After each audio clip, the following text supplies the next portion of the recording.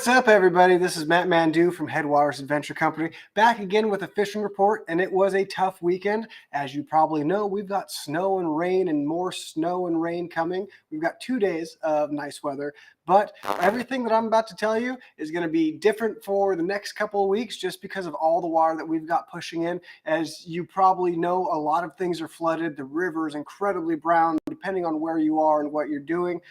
Everywhere you are, there's a lot of water coming in.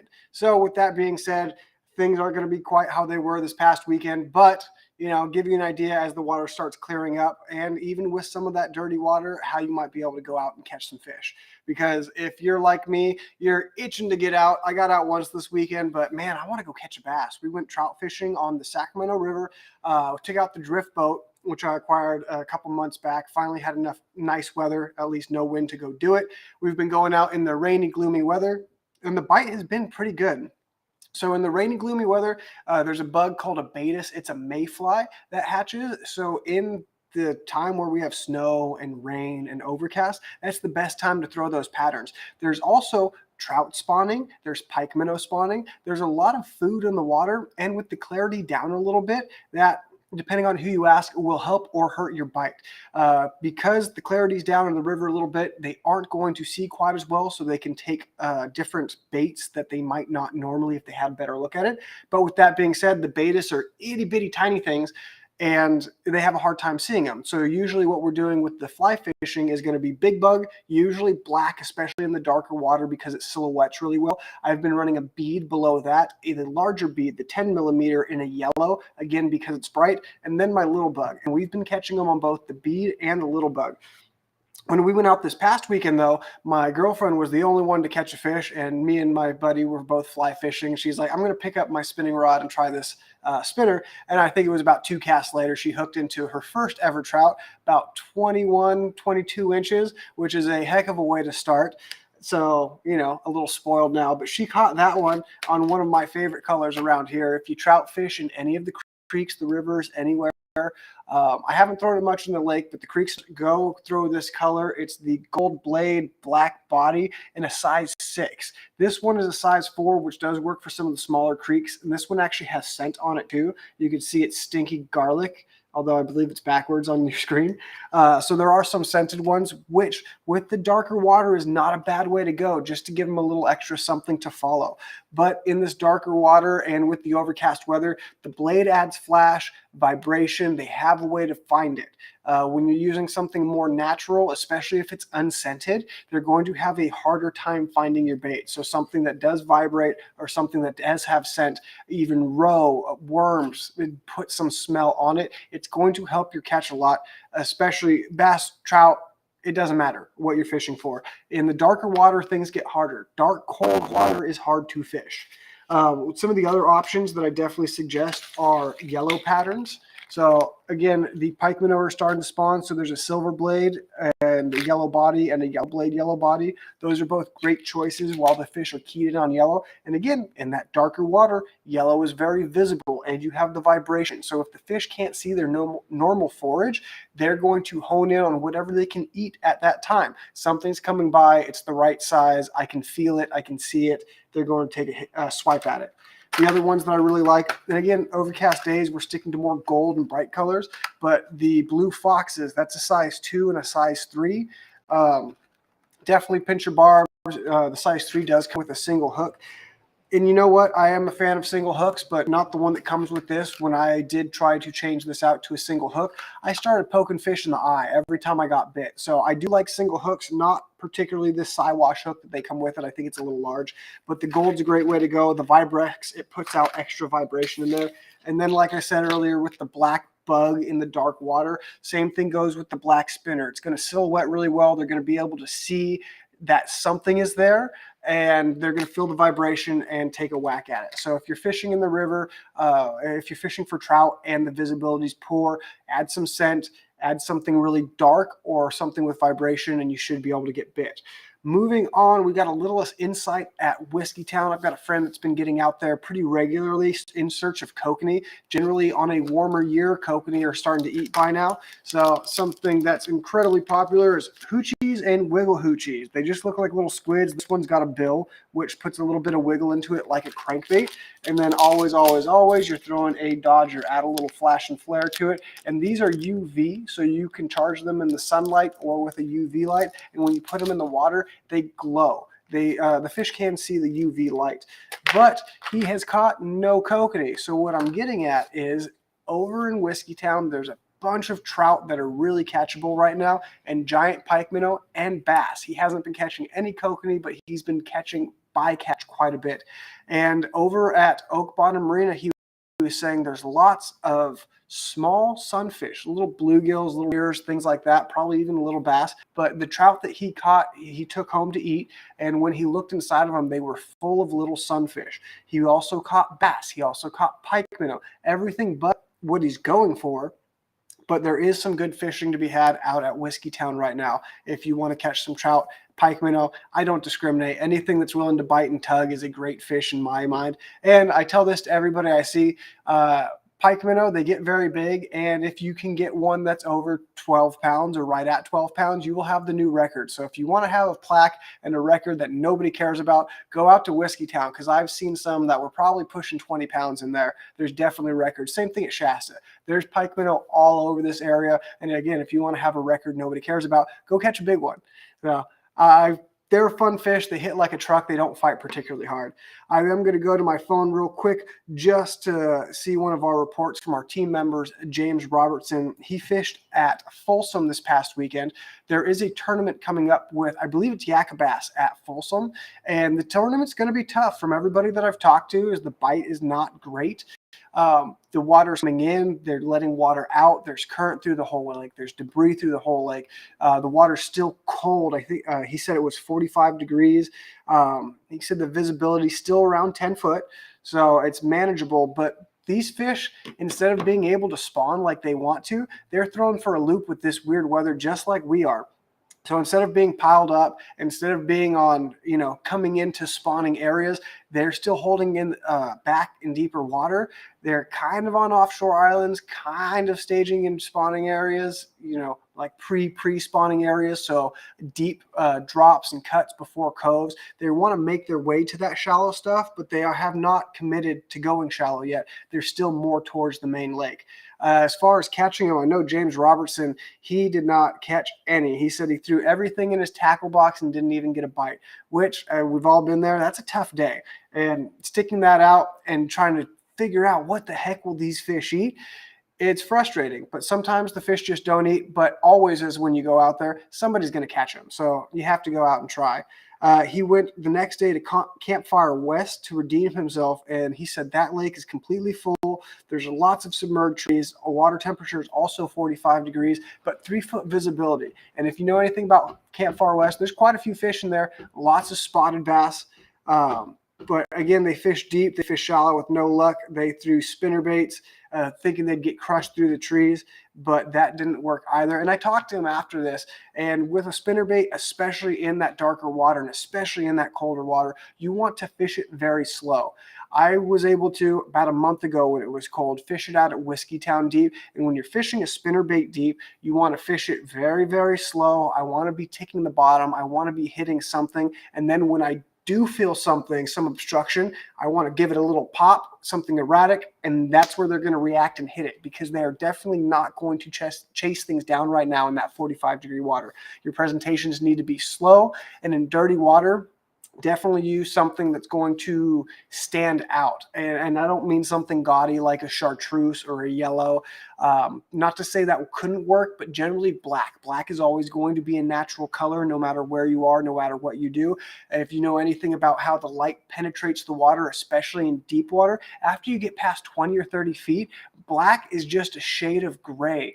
I mean, they really can't see. Your colors don't make it down that far, so they're going to see shades, and something like black is going to show up great in dirty off-colored water. It's going to work great deep where these fish still are. So it's definitely something to think about, throwing your black and blue jigs, throwing your black Senkos, throwing something, a black Ned rig. it's a good way to go. I would go natural, maybe spike it, a little chartreuse on the end so you get a little bit of garlic, a little bit of visibility, but stay natural, or move to that black. And if you're going to be fishing any sort of reaction bait or swim bait, creep it. You got to go really, really slow. If you're going to get them react, you have to, they're in this darker water, they want to be on cover. So if you have a lot of mud, they're going to be up against the wood, up against the rock, back against something hard. So if you are fishing something that's reaction, make sure to bounce it off something for your best results. If you're fishing jigs and things like that, again, target cast, aim for those things that those fish will be on, but fish incredibly slow. They are not going to chase right now. You just need to slow down your presentation. With that being said, that's pretty much it for the report. I do want to talk a little bit more about spinners, getting back to the trout fishing, which I should have done before. But if you're throwing this stuff for trout, whether you're bobber fishing with roe, like I'd mentioned, or if you're throwing worms, which with all this rain right now, it saturates the water. The worms come out. I'm sure you've seen them all in your gutters. You kind of see the worms everywhere after we get really heavy rain. Those all get washed down the storm drains into the river. So now is a great time. And again, the water's really dirty, but with the rain, it's a great time to throw night crawlers. They have different scents. You could use something like a Yarny and put scent in that with a worm just to get a little more extra attractant. You can use those in some very bright colors. You still have a natural bait on, but they could smell it. They might be able to catch a glimpse of it and you still get bit. But what I was getting at is rods. So when you're throwing rods for trout, especially in the river, especially using treble hooks or light hooks, you want to have something pretty parabolic. What we were doing this weekend, Bethany, my girlfriend, she was throwing her spinner, a size 6 Panther Martin, on a medium light, something like a drop shot rod. That's a great place to start if you don't want to buy gear for specific fish, fishing the river, fishing the creeks, things like that. A nice parabolic drop shot rod, a light to a medium. I'd say medium light. All of your brands are going to range a bit differently, so you can really, go to the store, touch it, feel it, see how it bends. But parabolic action, something that's more moderate, is going to keep the hooks in a lot better. And that's going to be whether you're throwing spinners or single hooks, if you're doing roe or worms or flies, anything like that, because a really fast action rod is going to pull those hooks right out. And again, it's a hard time of year when you want to make every bite count and you want to keep those fish on the hook. So think about that. And you really don't need an expensive rod, especially throwing something like a spinner or a bobber. You are pulling one way, the fish will pull the other. It doesn't need to be sensitive. You will feel the fish. Same thing with the bobber. You could have the worst rod in the world that has no sensitivity at all. If your bobber goes down, set the hook. Whether it's bottom or whether it's a fish, set the hook every time, because sometimes it will be bottom, sometimes it will be a fish, and it's impossible to tell. If it goes down, hit them.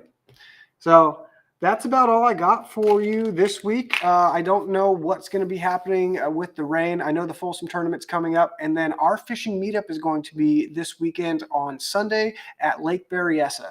You can find that on our website at headwatersadventure.com under the calendar. Look under March, and on the 19th, you'll see our little group activity there, and it'll tell you where to meet, what time we're meeting, and we're going to be bass fishing. But if you want to come out, get on your kayaks, get on float tubes, canoe, whatever you might be floating on to come fishing. Come on out, meet us. We do have some stuff to give away from Yak Attack, which is pretty cool. And we're going to be getting more stuff from other companies as these meetups go on. I can't say that the fishing is going to be great. I don't want to scare you away, but come up and meet us. We're going to go out and at least try. Berryessa is an awesome fishery that has largemouth, smallmouth, and spotted bass. They've got giant crappie if you could find them. They've got big catfish. They've got trout. They've got everything in there, and it's a really fun fishery. But we're going to go out and give it a shot. So if you want to, and if you can make it, come meet us out there on Sunday.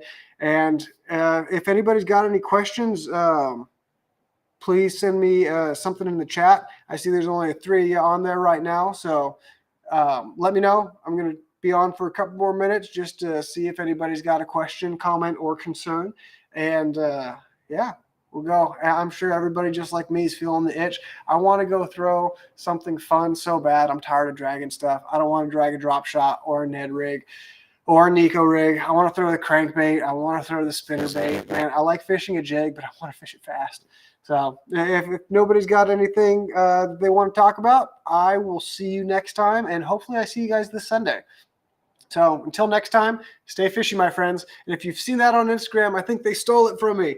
Oh, here we go. Rain or shine on Sunday. What time at Berryessa? It's on our website, James. I don't remember what time we said we're going to meet up. I want to say it was a little bit later, just because I know a lot of us are driving. Rain or shine, wind is the only concern, Rick. If it last I checked, it was blowing 8 miles an hour, but I think in the spot that we're launching, we should be able to hide from it if it gets too bad. We are on the south end of the lake. I think when I looked, it was blowing from the southwest. So we're going to manage it. And if something changes, we will put something out on Facebook, and I'll share it to all of the platforms that I've been sending this to. I don't know what the water clarity is either. So we're going to go out and try. Usually in March, the fish are in pre-spawn or spawning, and, we're having fun right now. This is still winter. What parts of Whiskeytown Lake do you fish for bass? Most of the time, I fish out of Whiskey Creek. Oak Bottom is good. Brandy Creek is good. Down by the dam is good. Right now, I have been doing mostly Whiskey Creek, just because if you look on the west side of Whiskeytown, you have all those snowy mountains, and the snow runoff is coming into the lake and making that west side quite a bit colder, which, again, I've talked to somebody who has been catching fish there, fishing for kokanee, but generally the water is going to be warmer over at Whiskey Creek, and that's what I'm going to target. You can catch them anywhere. I would target the edges of flats right now. That's where I've been told that the fish are hiding out. Small baits at Whiskeytown are always going to outperform anything larger. So your 2 to, I'd say, 4-inch swim baits are a great choice to try. And with the water being cold, you're going to get a little swim bait head, get it down, 15 to 30 feet, and just creep it. If you can, keep it on the edge of one of those flats, and sooner or later you will get bit. And what's nice is that all the fish in there, you get so many high quality ones. I know the ones that my friend's been catching with bycatch there. He had a 17, a 17 and a half, and an 18-inch fish, which are great smallmouth, and they're all so fat. And a few weeks ago, one of my buddies caught a nice 6-pounder out there, and it was all gut. It was one of those ones that's like belly and then tail. It was really cool. During September, same thing. Whiskey Creek is awesome, but they can be anywhere in the lake. They do like to hang around the grass line and the wood that's on shore, and that's kind of what I'll target first thing in the morning. And then once the sun comes up and it gets hot, I'm going to anything offshore that I could find. They really like the offshore stuff out there, whether you do Whiskey Creek and get out by the bridge. And if you go on a topography map, you can see where some of those sunken islands are. And I would definitely recommend fishing those. It's going to be easier with a kayak or a boat, obviously. But if you get something like a Humminbird or a Garmin that has mapping, you should be able to see those offshore islands. And I would definitely target that. And kind of year round, like what I said, small baits seem to outperform at Whiskeytown or big. I've had good luck with glide baits as well, but you will definitely catch more fish. I like a 3-inch swim bait. Like, that's my number one go-to. I've done really, really well on the Megabass Spark Shad, and then the 3.5-inch swing impacts, not the fat, but just on a swim bait or underspin head, fishing them really slow. The Nico rig does really good out there. And I would think about your swim baits. They have kokanee that spawn, so you always have little silverfish in there. But the amount of bluegill and baby bass in there when they spawn is incredible. I've scuba dived in there, so don't think shad. Don't think shad for Whiskeytown at all. Use your bluegill imitators, and white seems to work good in there at times too. But a baby bass and bluegill profile and color does very, very well as PB&J is a great option there. The crawdads there are a very opaque brown or red and black. They kind of go both ends of the spectrum, but you could find quite a few of them too if you flip rocks, and you could definitely get dialed in. But yeah, when the spring comes around, we're going to be doing spinnerbaits, crankbaits, all the fun stuff. Glide baits are going to be really good. I like a swim jig, especially if we have enough water to keep it in the trees and in all the obstructions. I came from the Delta. I love to do that. I want to throw it into the juck, bounce it off anything that I can, and wait to just get hammered. So, I mean, it's going to be a fun season. We're going to have water every year. Even in Shasta, we hopefully will have all of the water that's in the trees and on the onshore stuff, whether it's grass, stumps, overhanging trees. I can't wait for that. I am so excited to have this water. It's pushing our bite off a little bit, but it's going to be fun in the long run. We're going to have a good spawning season. I know I'm with you, James. I want to throw a frog so bad. I want to get a buzzbait out. But sooner or later, we're going to move from this, and then hopefully we get warm really quickly and the bite turns over. Start getting into lipless and reaction baits, jerk baits, things like that. And then once I can flip, I'm happy. All right. Well, I hope I answered some of you guys' questions. And if you guys do ever have any questions about the lakes around here and you don't want to wait for a video, contact us at Headwaters Adventure or me. Mine's Matt Guthrie on Instagram. I'm Matt Mandu. Headwaters Adventure Company on Instagram. Send us something to one of those places and we're happy to talk to you. I'm obsessed with fishing. It's one of the reasons that I got into the kayak shop in the first place. So if you got any questions or just need a brain to pick, give us a call, send us a text or a direct message, and we will talk to you then. So until next time, stay fishing, my friends, and I can't wait to see everybody who's willing to brave the weather over at Berryessa with me.